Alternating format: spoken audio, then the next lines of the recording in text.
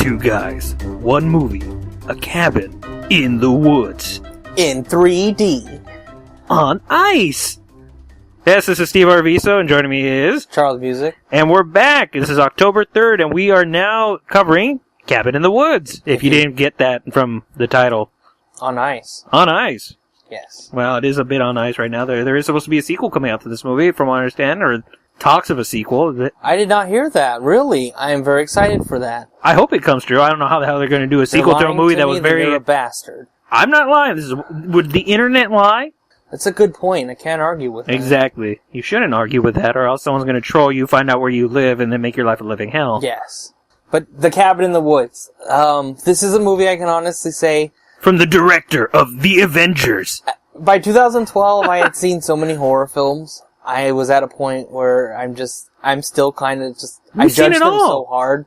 We grew up in the era of home videos and video stores. We saw them all. And I avoid a lot of them because there's so many people that tell me this is so good, you gotta see it. Alright, fine. Everyone says go see it. Just say it. Who's the one that tells you this? There's one person in particular that tells you this. I have a friend, Chris, that tells me these horror films I must see. And, I mean, they're the general public too, like Conjuring, and stuff. They talk about movie, and it's like, alright, I'll give it a whirl. This one, everyone said I would like it, I should watch it, and all they would tell me is, because I avoid spoilers. I don't like watching 4 trailers for movies and stuff like that. He actually stays off the internet most of the time. Yeah, I'll watch, a teaser, or if I am watching a trailer, once I'm sold, if it's 30 seconds in, it's like, this looks okay, I'll watch it, I'll turn the trailer off. Smart man. And that's it, I'll go see the movie, or wait till it comes out. This one, I knew nothing really, all I knew was about kids stay at a cabin in the woods, and... The title speaks for itself, I guess, at that point. The only thing I had seen was there was a bird flying in some kind of force field. Yeah. So instantly in my mind, it's aliens. I don't really want to deal with, another crappy horror alien movie. But we're gonna spoil it here a little bit for you. It blew my mind. The movie's amazing. Yeah, and it's one of the best modern horror films. A lot of people don't really agree with that. I mean, I guess in a way it's not much of a horror film in the sense that it follows the traditional formula. It plays with it. It's very much a send-up of every trope, and it works. There's a reason why they do the things they do and why it's a generic setup. Yeah. Without giving too much away. But, I mean, it has a purpose. Well, I'm going to spoil things, so... just for those who haven't watched it, go ahead and skip ahead for several minutes, and we'll let you know when it's safe to turn it back on. But I mean, basically, it plays a lot to the movie Cube, which is another spoiler if you haven't seen Cube Zero. You son of a! But there goes our list for 2 weeks from now. But, no, I'm just saying, where there's people that are controlling certain outcomes and are controlling what's happening to these people. Yep. So, I mean, these kids are in this cabin, and to them, they're in the woods and just having, a great time. And they're in the cabin, but they're actually more on, I don't want to say like a game show, but they're basically on kind of a reality show almost. Yeah. Which plays a lot with modern times. It's very topical. That's where it has the homage to a lot of the old horror films and like different type of creatures and monsters, because they have every type, it seems like. Yeah, if there's a horror monster that you love, it's in this movie somewhere if you pause it at the right moment. Yes, definitely, and you do want to pause it and see some of these things, because it's awesome. So, just to throw it out there, of course, if you've seen it, you're still listening, there's these people that are controlling and betting on, based on what these kids do. So if they read a certain book, like in Evil Dead, these creatures are going to attack them. If they go and do this, if they do a puzzle box, if they do then like the Hellraiser. What is it? The little music box too. There's a little music box and like finger trap. There's a whole bunch of different stuff. And then you get like the Hellraiser creature and stuff like that. You'll have other creatures and stuff. So they have a list, and the people have been doing it for so long that they're taking bets on what it's going to be and stuff like that, which I really like that part. There's a lot of humor in this, and it's Joss Whedon. It's Drew Goddard is the gentleman who actually wrote it, but it was Joss Whedon. It's a Joss Whedon film. If you saw it has Chris Hemsworth in it. It has a bunch of people from Buffy, Dollhouse. I mean, and as most horror films nowadays have, the stoner in it is actually not just some dumb... I mean, a lot of horror films have the stoner character now. But he's like a genius stoner. He's actually... Him being high helps him throughout this movie a lot. I mean... Also helps you, too, if you're watching it. Yes. But I mean, and then of course the twist ending just, I had no idea. Normally I can predict where a movie's going or see, especially a horror film, but this one... The ending will leave you breathless. Yes. Yeah. For Pete's sake. For Pete's sake. Ha! I mean, yeah, it's amazing. Definitely. So, if you stop listening, this is where you can start listening. I'm gonna stop talking about spoilers. Spoiler end! Spoiler end, yes.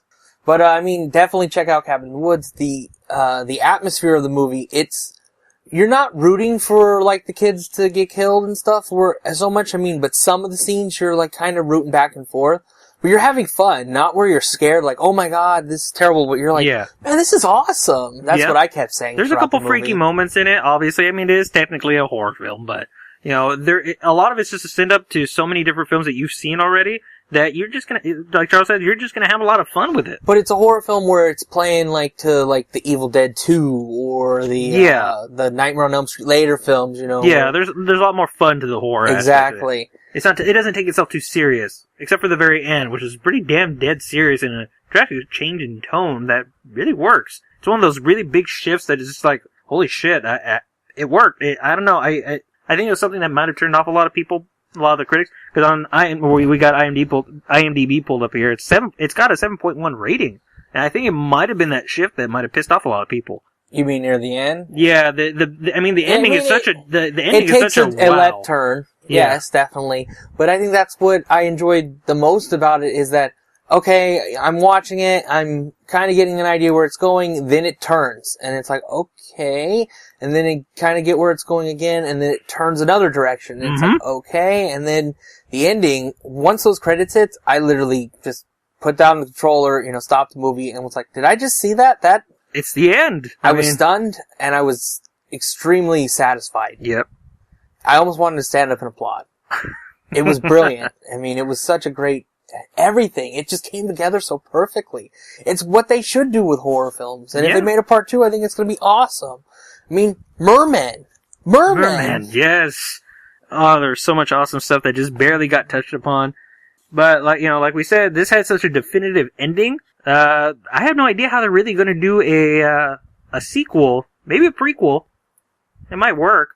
Especially because you get to see this thing play out across different countries in different ways. Definitely a prequel, yeah. And as the little spoiler, yes, different countries in different ways, and see how each portrayed. Because it's more than one. So yes, there are many of these things going on. Although I will say, if I've learned anything from watching horror films over the years, especially if I'm on a road trip with friends. And we stop at a random gas station, and there's an old creepy guy there telling me I should stay there or not go to where I'm going. I'm probably not going to go where where I'm headed and change my direction. I'm just going to go home at that point. Yeah, I think we've all learned that the creepy old guy, just listen to him. Don't go, you can get there. I can get you there, but getting out's your own problem. Yeah, that's where I'm going to change my mind and go somewhere else. I want to go to Disneyland or something.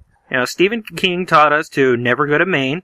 Never fall asleep on a plane. Never fall asleep on a plane. Texas Chainsaw Massacre taught us to just avoid Texas, and Texas kind of taught us that from the very beginning. Jaws taught us to stay out of the water. And Cabin in the Woods is just stay the hell out of the woods. Who the hell wants to go to an abandoned cabin anyways? A lot of teenagers, apparently. Yeah, they just never learn. Stupid teenagers. Yeah. Luckily, there's people out there controlling stuff that can take care of those teenagers. Good thing, too. Yes. Good riddance. I don't like the look of those teenagers wherever I go. But Cabin in the Woods, I definitely would rate it as, I'd say it's definitely in my top 10 for favorite horror films. Really? Top 10? Yeah, when I saw it, as I said, I completely was shocked. I had no idea where it was going, and it surprised me a lot. And it takes a lot to do that, especially for a horror film to take in my top 10 slot. Oh yeah, so many horror films are just so predictable, they're formulaic. This played with the formula to the point where you didn't know what the hell was going to happen next. It's fun. It's fun, definitely fun. It's an extremely fun horror film. There are two things that a horror film, any kind of horror, whether it's a horror story or a film, there's only two things it can really do. It can either entertain the shit out of you and be fun as hell, or it can just leave you a miserable shell of a person, make you question what the hell reality and life is. This kind of does a little bit of both, but mostly it's fun. And it's definitely up there for it. It deserves a lot more than a 7.1, and it's a nice tease for people who saw it in theaters right before the Avengers a couple months before. think it was a month before, actually. Yeah. You gotta see Thor, and you gotta see Joss Whedon go at it together again. It's fun. And you get to see Joss Whedon's brother in there again, too. So. Yes. Yes, it does. So, this is Steve Arviso with Charles Musick, and this has been Two Guys, One Cabin, One Movie in the Woods. In 3D. In 3D. On ice.